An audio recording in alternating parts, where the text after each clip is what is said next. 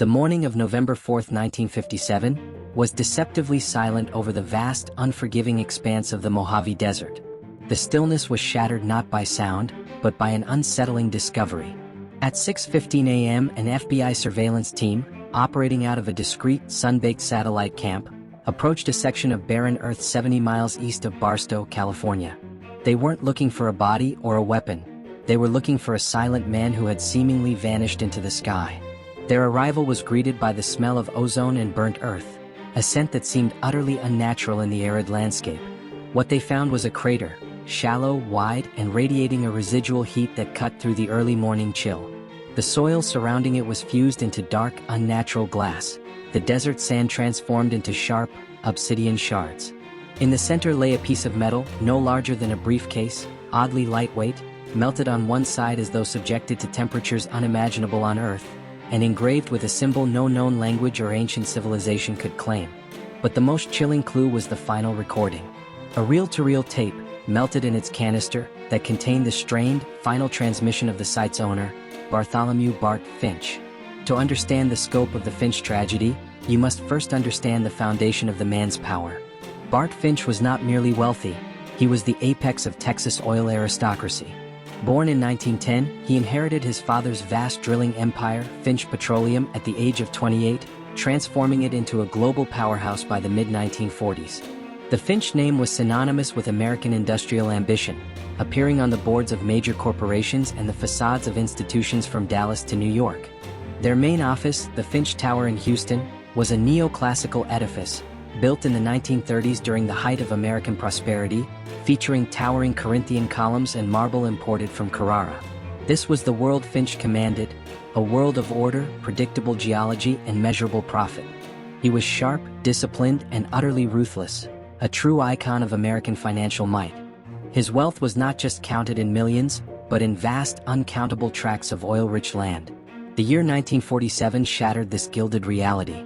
Bart Finch was aboard his private yacht off the coast of Maine when the stories from Roswell, New Mexico, reached him.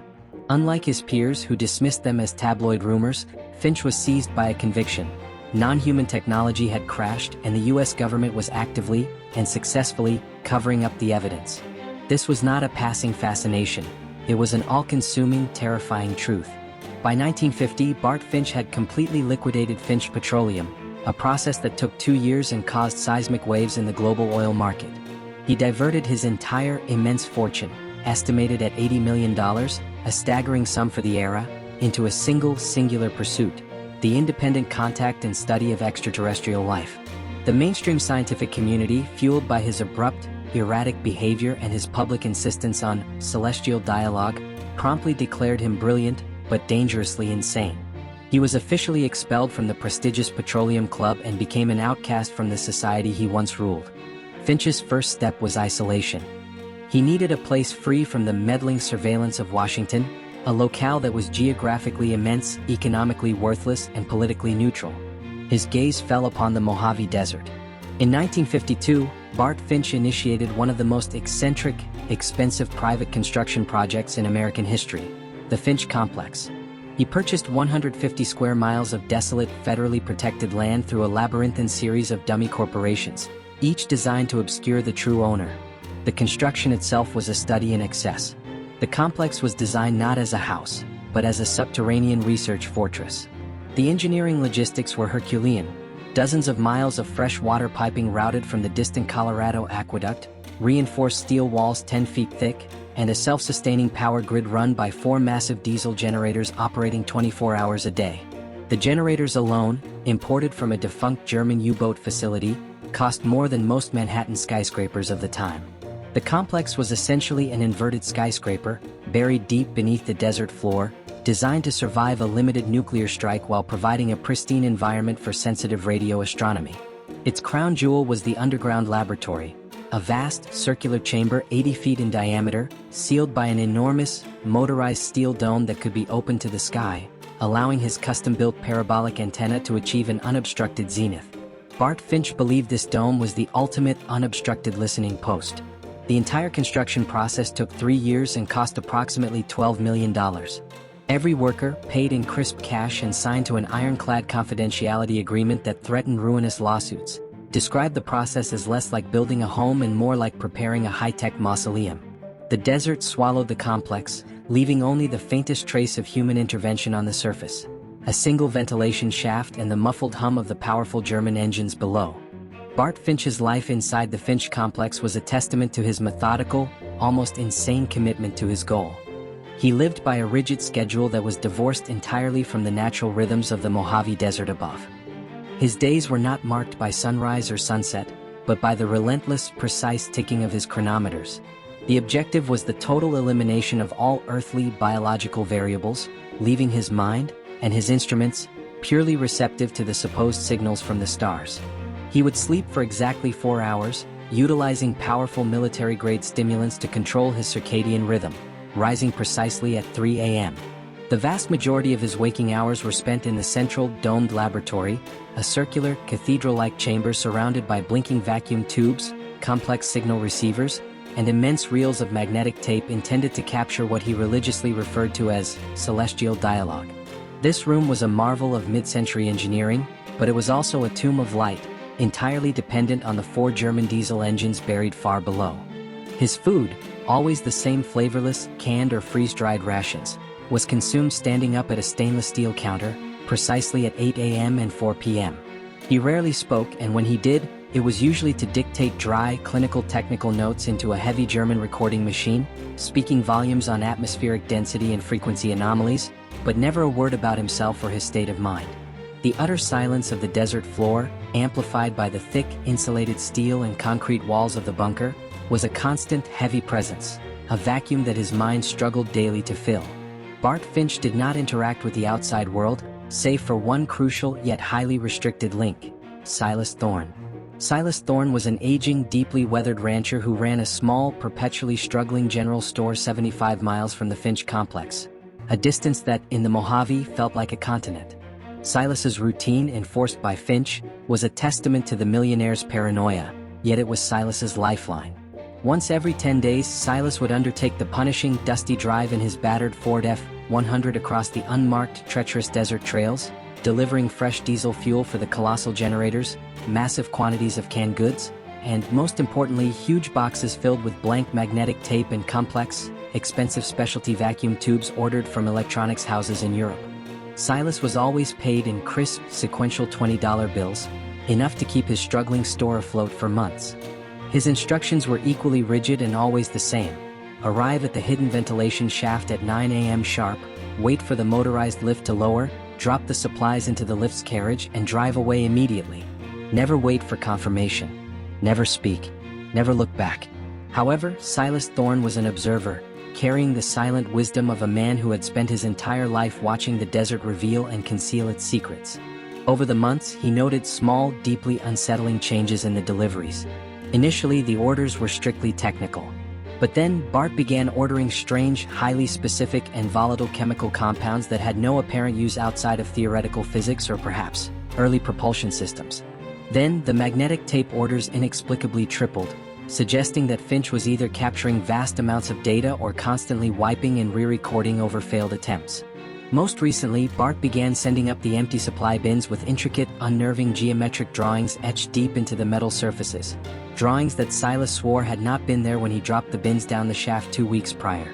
These were drawings that felt less like scientific equations and more like a desperate, ritualistic language, conveying both beauty and immense terror. The desert silence was being replaced by a silent, internal communication that Silas could only glimpse through these disturbing metallic etchings. He considered calling the authorities, but the $20 bills and the fear of the unknown kept him driving away, his mind constantly replaying the strange symbols he had glimpsed. The true deterioration began not with an external threat, but with the steady erosion of Bart Finch's internal world.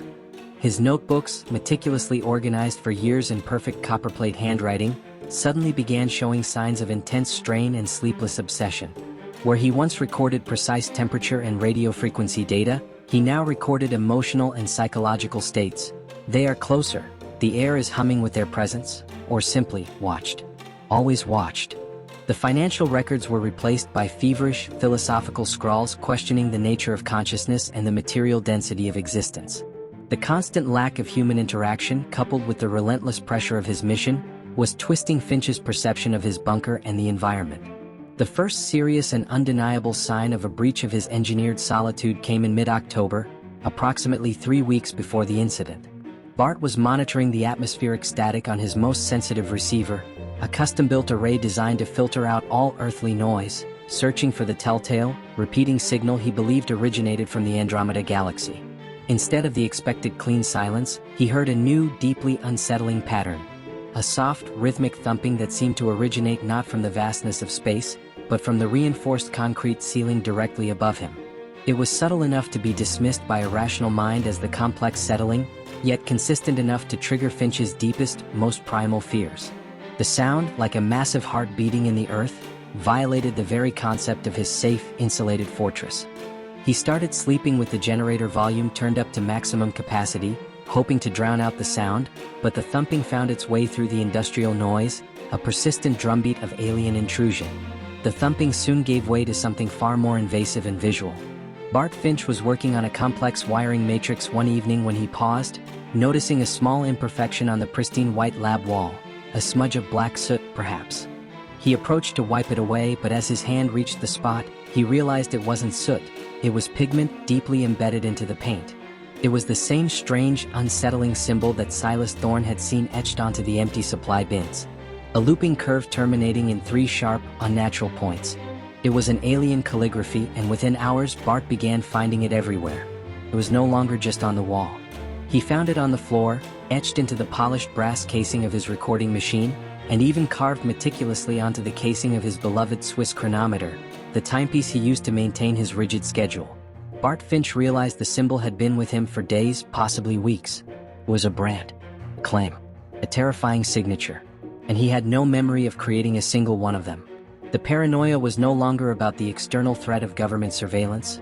It was about the invisible, internal intrusion that he had inadvertently welcomed. The electrical system, once ultra-reliable, began to fail. His vast power grid, designed for stability, was fluctuating wildly, causing the expensive, specialized vacuum tubes in his receivers to burn out within minutes, filling the chamber with the acrid smell of burnt copper and ozone. Bart Finch knew with chilling certainty that the complex was no longer a research station. It had become an antenna. His final notebook entry on October 30th was the last coherent thought he recorded. They are communicating through the medium of the complex. The structure is compromised, and the purpose of the symbols is not communication, but conversion. He knew he was running out of time before the conversion was complete. The final descent of Bart Finch was marked by the abandonment of his sacred schedule and the complete surrender to a panicked, physical frenzy within the complex. The pristine, clinical order of the subterranean fortress gave way to an industrial chaos, a clear reflection of the disorder in his own mind. He stopped meticulously scrubbing the symbols. Instead, he began frantically attempting to counteract the intrusion by re-engineering his receivers. He tore apart the complex signal array, throwing valuable vacuum tubes, each worth hundreds of dollars and imported at great personal expense from Zurich, against the reinforced steel walls, where they shattered into incandescent dust. The air in the laboratory became thick and oppressive, no longer carrying the sterile scent of ozone and polished metal, but the acrid, biting smell of burnt insulation and scorched copper from the constantly failing electronic components. He wore the same thermal jumpsuit for days, his face gaunt, his piercing blue eyes now ringed with dark exhaustion, haunted by sleepless nights spent listening to the insistent, rhythmic thumping from the ceiling that he now recognized not as the earth settling, but as a deliberate form of communication, a vast, complex code he was desperate to break. Finch's obsession shifted violently from receiving a signal to preventing a departure. He became convinced that the entity, or entities, communicating through the symbols and the thumping were using the complex as a temporary anchor, and that his disappearance would signify their successful translation into another medium. Driven by this terrifying epiphany, he initiated a complete lockdown protocol, a sequence he had engineered years ago to prevent external access, but now utilized to cage himself in. He manually welded shut the secondary emergency hatch, a system designed only for the most extreme geological events, and then focused on his primary vulnerability, the supply shaft. Using heavy hydraulic tools, he crushed the motorized lift, folding the steel carriage into an irreparable mass of jagged metal, effectively severing his last physical link to Silas Thorne and the outside world. The sounds of the collapsing metal carriage reverberated through the pressurized air ducts, a desperate final act of self-entombment that should have felt secure but only amplified the growing sense of dread. His attempts to destroy his own records were equally desperate and poorly executed. He doused decades of research, including priceless reels of magnetic tape and hundreds of pages of his meticulous astronomical and financial notes, in high-octane diesel fuel intended for the generators. However, in his delirium he failed to light them. The fuel only saturated the papers, leaving behind a heavy, cloying stench of petroleum that mixed nauseatingly with the burnt copper and the inexplicable metallic tang that now permeated the air, a scent Finch described in his final logs as the smell of interstellar friction. He also began defacing the few human photographs he had kept in his personal quarters, images of his parents, his Harvard graduation, and a rare portrait of his estranged former fiancée. He used the sharp, metallic shard he had first discovered months ago, the piece later found in the crater, to score out their eyes as if protecting them or perhaps himself from the impending visual reality that was descending upon him. This frenzy confirmed that the logical, methodical banker was gone, replaced by a terrified zealot caught in the throes of a terrifying, self-induced conversion. The outside world received its last, chilling notification from Finch on the morning of November 2nd. Silas Thorne, adhering to his rigid schedule, arrived at the ventilation shaft precisely at 9 a.m. He called down the usual prearranged code, but this time the reply was not the muffled clanking of the lift, but the sound of heavy metal being dragged across the concrete floor far below. Then the lift descended, carrying not the expected handwritten note, but only a small, tarnished silver object, a cufflink embossed with the Finch family crest. Attached to it, knotted with a piece of electrical wiring, was a small slip of paper containing two cryptic, terrifying lines, scrawled in red crayon. "The symbols are feeding the engines. The light is not God. Do not follow." Silas Thorne would later testify that the silence that followed the descent of the cufflink was profound and instantaneous, a dead emptiness where the faint hum of the complex's generators had always been, suggesting that the massive power grid had failed completely, plunging the fortress into total, final darkness, 3 days before the discovery of the crater. The final act of Bart Finch's life was unintentionally preserved on the last reel of magnetic tape found near the complex's ventilation shaft, a relic of a man who had gone beyond madness into something terrifyingly sublime. The tape begins abruptly, not with the typical scientific dictation, but with the rasping sound of Finch's ragged breathing, interspersed with the chaotic static of atmospheric interference and the high-pitched whine of failing equipment. The timestamp on the tape, though badly corrupted, suggested the recording was made just hours after Silas Thorne's final visit, around 10 p.m. on November 2nd. Finch is no longer speaking to an imaginary scientific audience. He is whispering frantic, desperate warnings to the recorder itself, urging the device to function as a final witness. He describes the failure of his internal atmosphere control systems. The air inside the complex, once maintained at a cool, sterile 70 degrees Fahrenheit, was now dropping rapidly, creating a dense, unnatural fog in the corridors, forcing him to move by the erratic, strobing light of emergency bulbs. He recounts the escalating sound. The rhythmic thumping from the ceiling had ceased, replaced by a continuous, low-frequency hum that permeated the concrete and resonated in the very bones of the listener. Finch, through his delirium, recognized this hum not as a radio frequency, but as the acoustic signature of enormous, concentrated energy, a sound too large for human ears to safely process. The hum was directly linked to the spread of the symbols. As the sound intensified, new symbols appeared faster, seemingly burned directly into the metal surfaces with immense, heatless precision. Finch finally theorizes, his voice trembling with exhausted certainty, that the symbols were not a language, but structural conduits, aligning the metal and concrete of the complex to serve as a massive, localized receiver or, terrifyingly, a transmitter. He believed his body was the final, biological component of the receiving array. The final 3 minutes of the tape are a descent into pure chaos. At 1:35 a.m., the hum reaches a punishing crescendo, causing the remaining electronic equipment to fail simultaneously. The sound of popping glass, circuit boards frying, and metal screaming under immense electrical stress is audible. Finch attempts one last, desperate technical reading, shouting a final, specific frequency. A low megahertz reading he associated with deep-sea seismic activity, not space, before his voice breaks entirely. Then comes the unmistakable, visceral sound of the complex's primary heavy-gauge steel dome, the aperture designed to observe the stars, grinding open against its own mechanisms. The immense, powerful motor that controlled the dome had been fused by the energy surge, yet the dome was opening, its gears tearing and shrieking as they moved without mechanical assistance. allowing the chilling desert air and something else into the subterranean laboratory. Finch's final words, captured amidst the chaos and the metallic shriek, are not a scream of terror, but a single profound utterance of awe. It's not machinery. It's light. Oh God, it's beautiful. This is followed by a sharp, ear-splitting clap, a sound like two pieces of metal colliding with relativistic speed, and then instantly absolute silence. The hum is gone. The static is gone. There is only the faint thud of the abandoned tape recorder falling onto the steel floor, marking the final, abrupt end of Bartholomew Finch.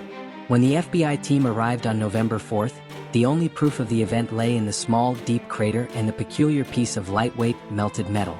The interior of the Finch complex, accessed via explosive breach of the ventilation shaft, showed signs of intense thermal and electrical trauma, yet there were no remains, no blood, and no evidence of a conventional detonation. The agents reported that the interior air was strangely thin and carried a lingering metallic scent, the interstellar friction Bart Finch had described. The powerful German generators were untouched, but all the wiring connecting them to the lab was neatly severed, sliced cleanly through the copper conduits as if by an impossibly sharp, hot surgical blade. The official government report, drafted swiftly and filed under the highest level of national security, concluded that Finch had been consumed by a rogue experimental chemical explosion, a narrative that conveniently ignored the fused soil, the perfect absence of debris, and the chilling, empty silence that forever replaced the industrial hum of the Finch complex.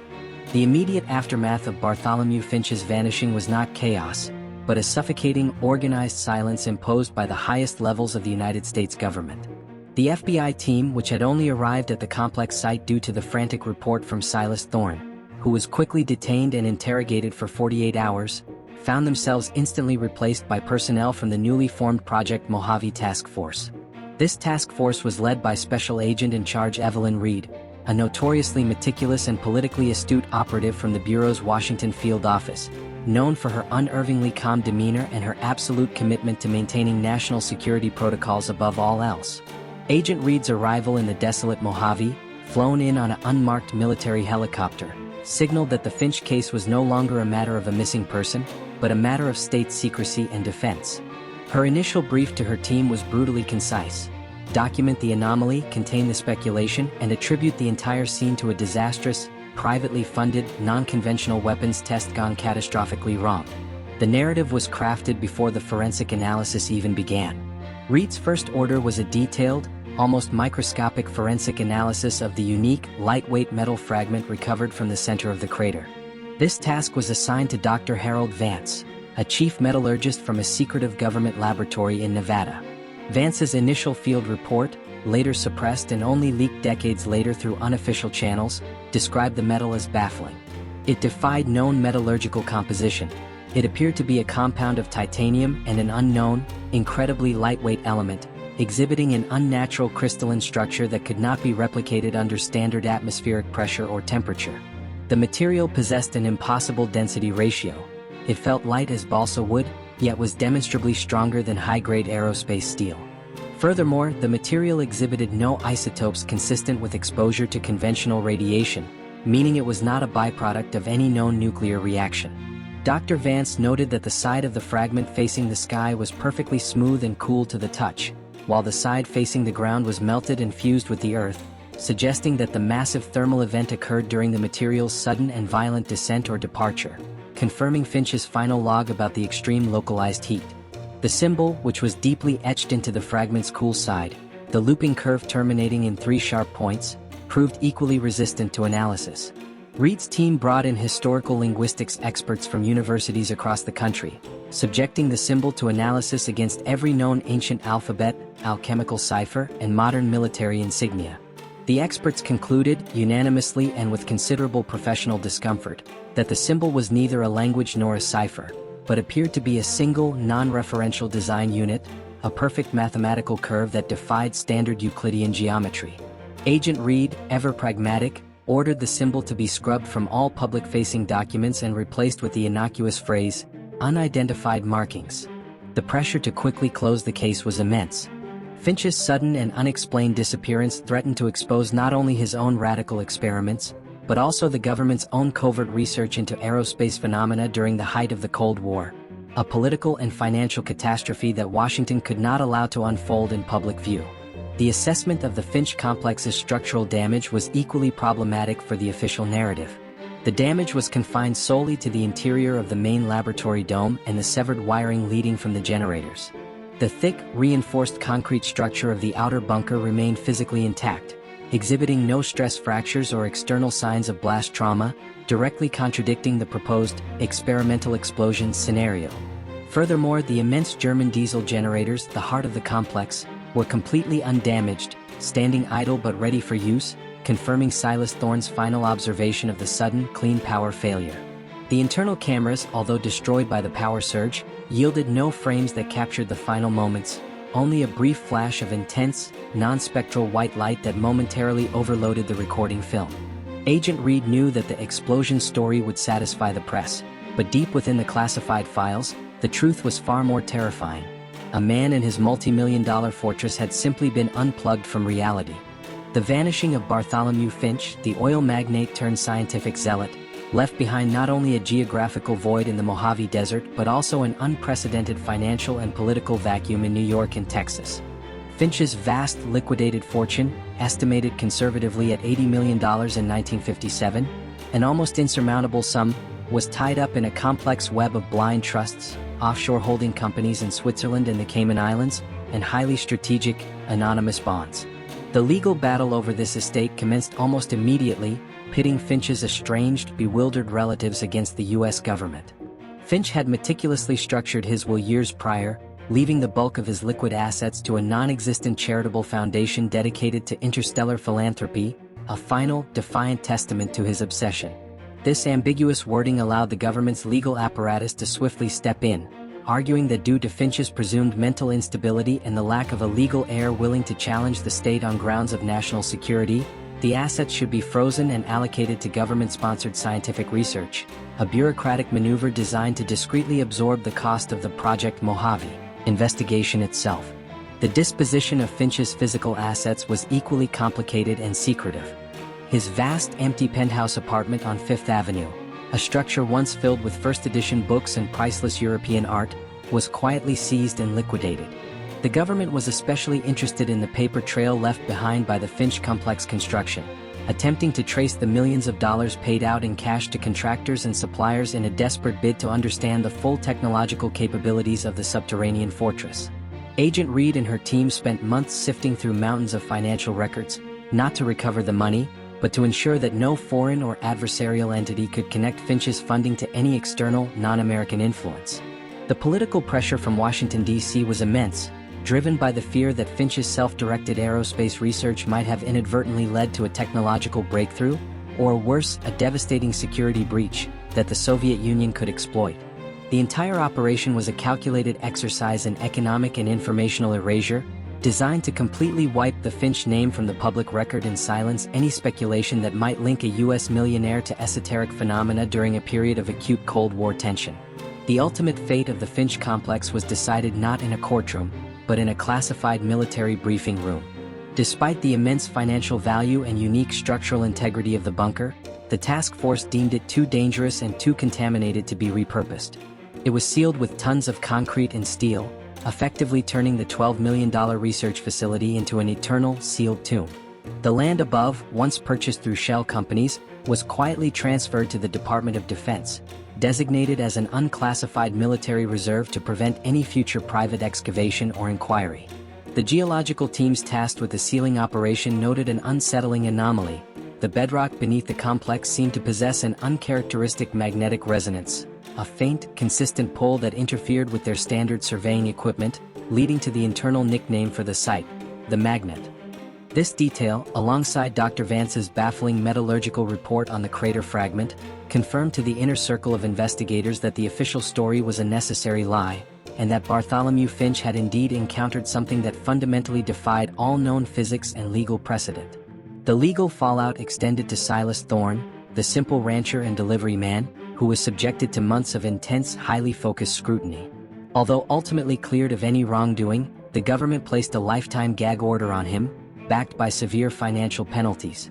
Silas accepted the silence, not due to the threat of prison, but because of the chilling reality of what he had observed in those final weeks.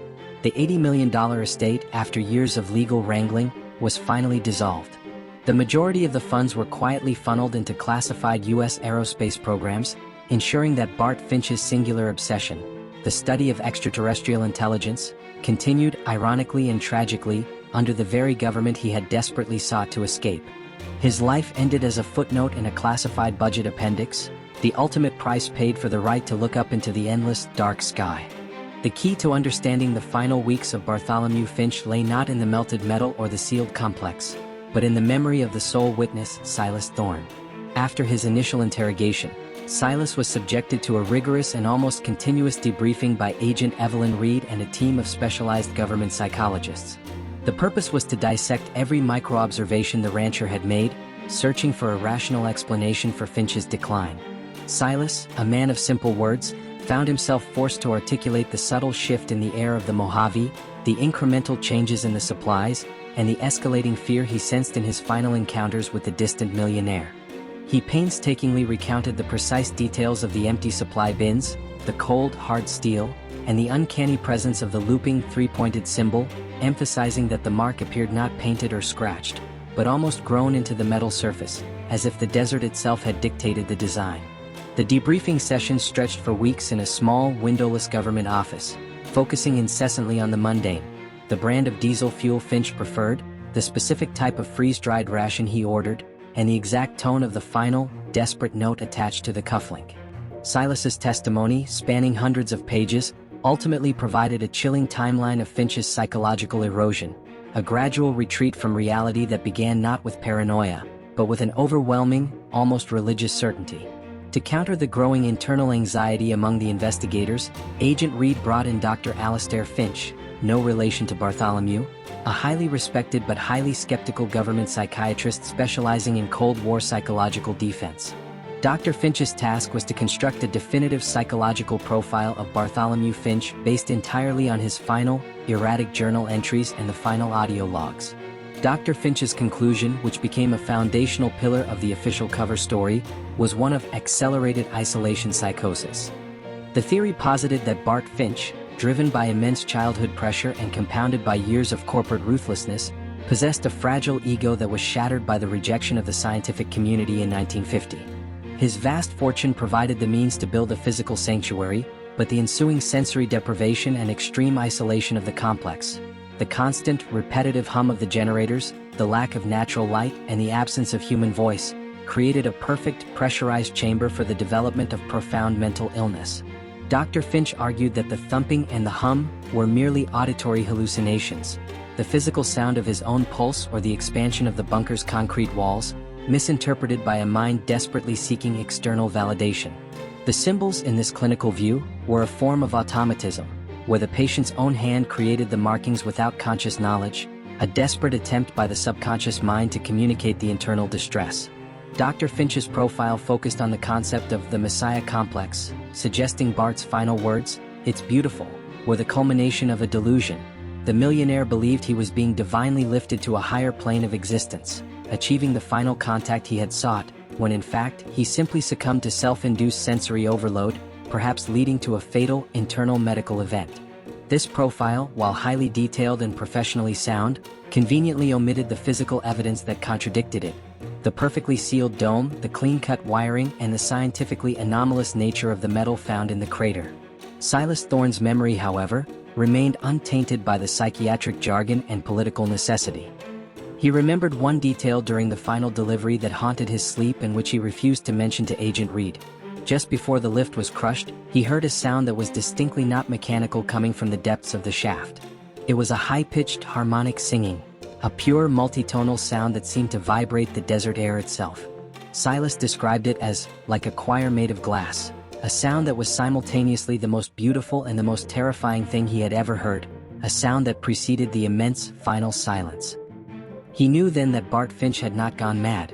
He had simply achieved the contact he had bankrupted himself to find, but that contact had been achieved not by radio waves, but by a sound that could only be heard when the whole world was silenced.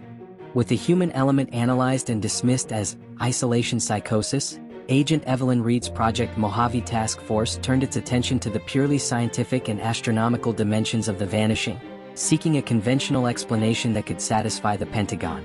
The technical investigation quickly became a costly, humiliating exercise in futility. Reed ordered a comprehensive search of all astronomical records for the preceding 6 months, coordinating with observatories from Mount Palomar to those in Europe, demanding data on any celestial event, a massive meteor shower, an unusual comet, or an anomalous supernova, that might have coincided with Bart Finch's final log entries or the moment of the complex dome opening. The results were universally negative. The sky over the Mojave on the night of November 4th was recorded as clear and unremarkable, a bland, silent witness to the unseen event occurring below the Earth. This scientific void only intensified the pressure on Reed.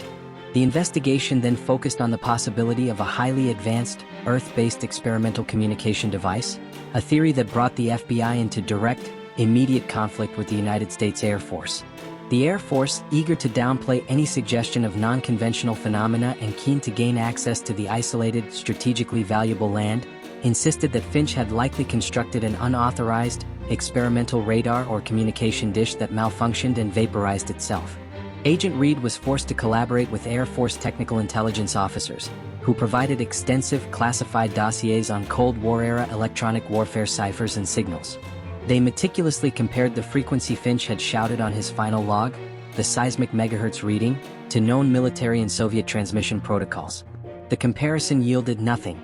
Finch's signal was unique, a ghost frequency that matched no known terrestrial broadcast band, reinforcing the grim internal conclusion that the energy source had been neither military nor man-made. The investigation became a political tug-of-war, with the Air Force continually attempting to discredit the forensic evidence gathered by the FBI, specifically Dr. Vance's report on the anomalous metal, pushing for the immediate sealing of the complex to bury the inconvenient facts.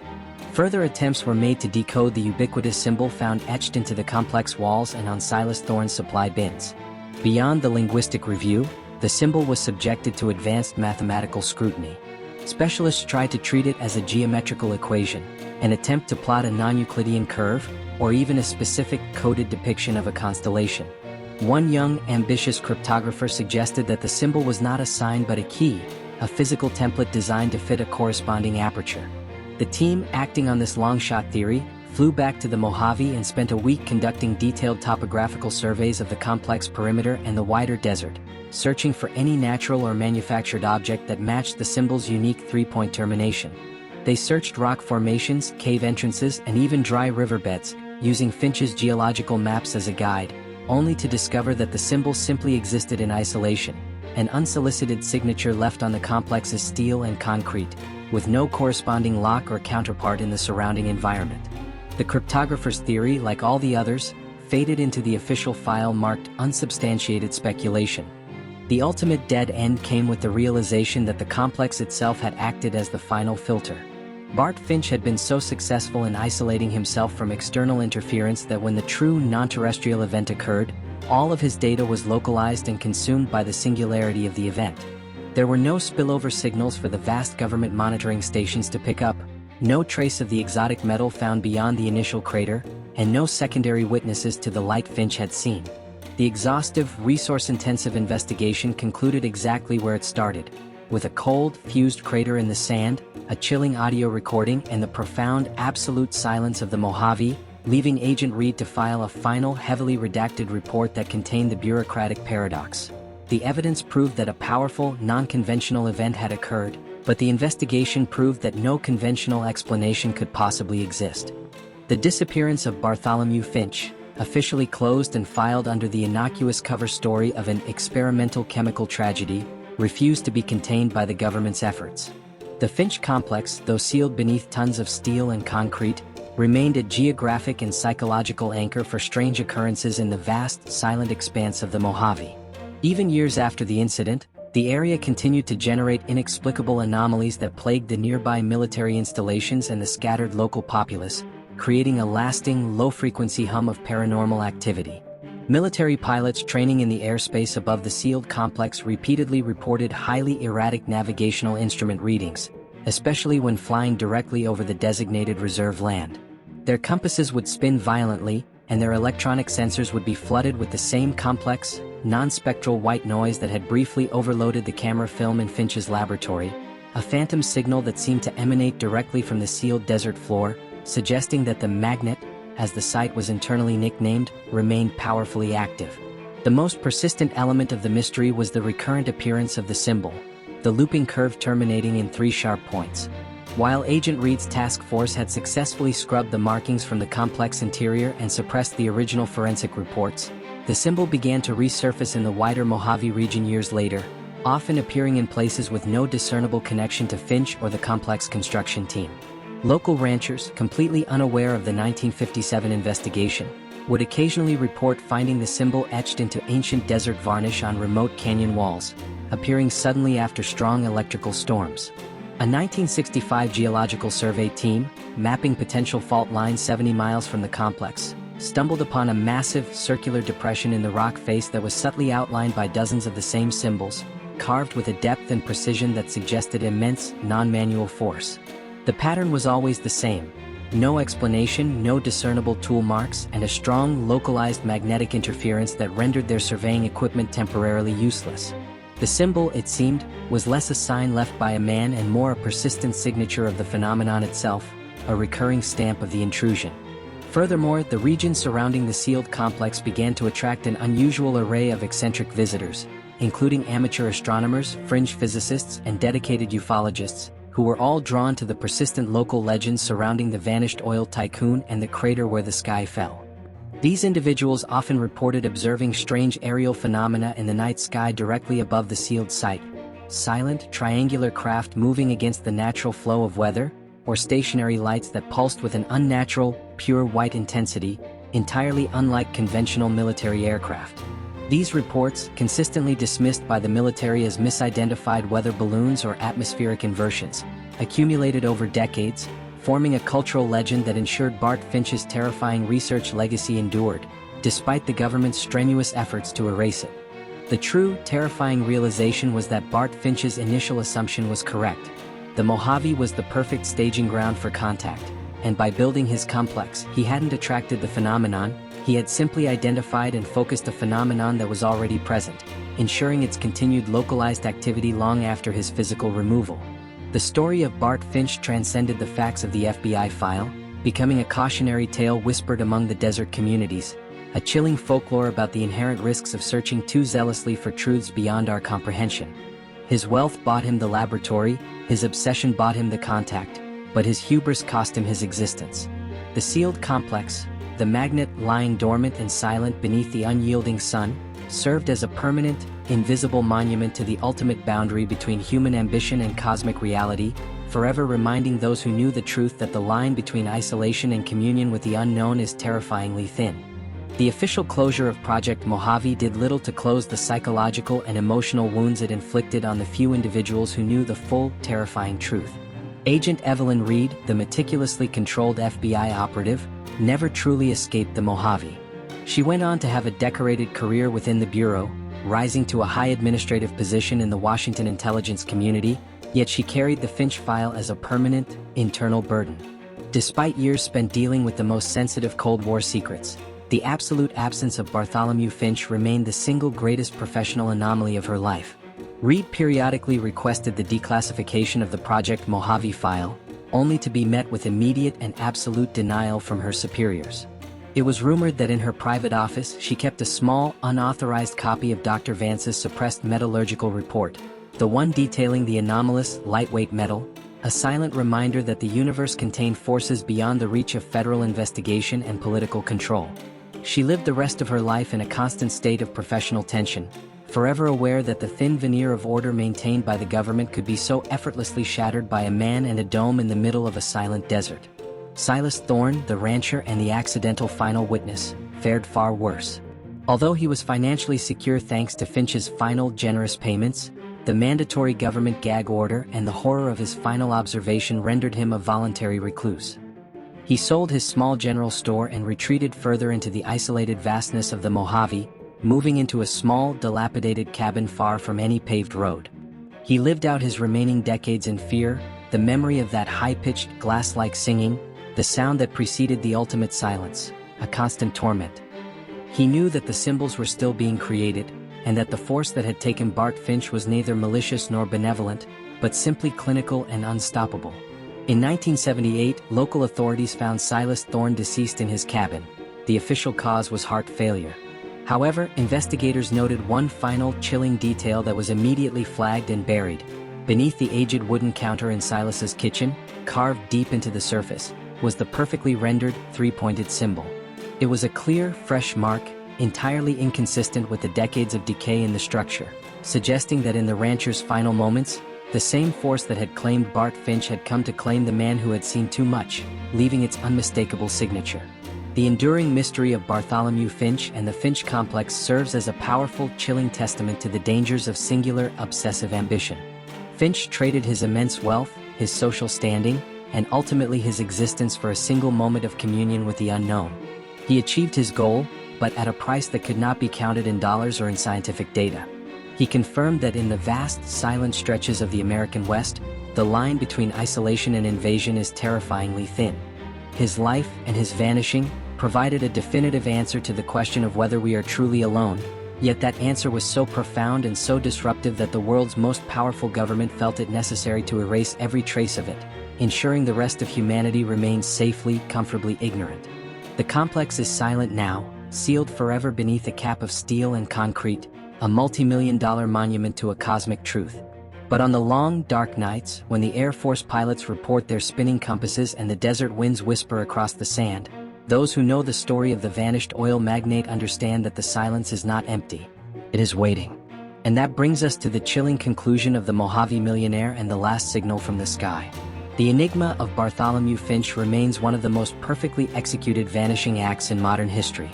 He didn't just disappear. He was consumed by the very truth he sought. The government sealed the complex and erased the files, but the silence, the symbol, and that brief flash of light are still out there, proving that some realities are too vast, too frightening, to ever be officially recognized. The desert swallowed his fortune, but it could not erase the fact that he achieved contact and paid the ultimate price for that single sublime moment.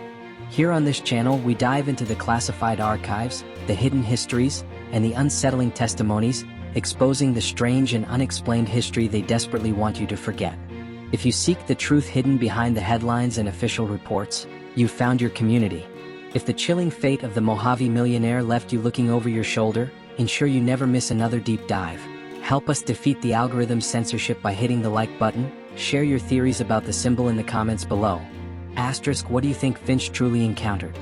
Asterisk, and most importantly, subscribe to join our growing legion of truth seekers. Next time, we journey into the classified pages of history. We will delve into the case of another person who suddenly vanished from an entirely isolated region, or perhaps investigate the unsolved mystery behind a Cold War-era military project that no one was ever supposed to know about. Eldermurk is always chasing the darkest secrets. Don't miss it. We'll see you in the next transmission.